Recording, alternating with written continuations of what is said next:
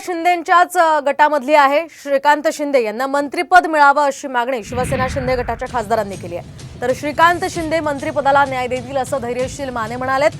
शिवाय नरेश मस्केंनी देखील ही मागणी लावून धरली आहे। त्यामुळे आता या संदर्भातला निर्णय नेमका काय होतो ते पाहणं अतिशय महत्त्वाचं असेल।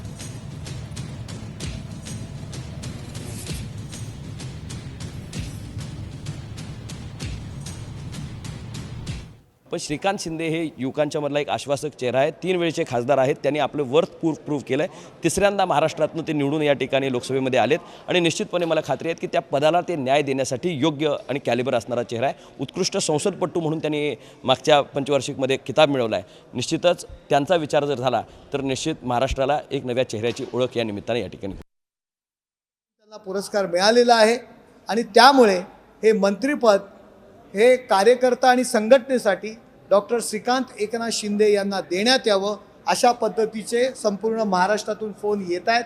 पक्षवाढीच्या दृष्टीने, संघटना वाढीच्या दृष्टीने ते फार महत्त्वाचं आहे।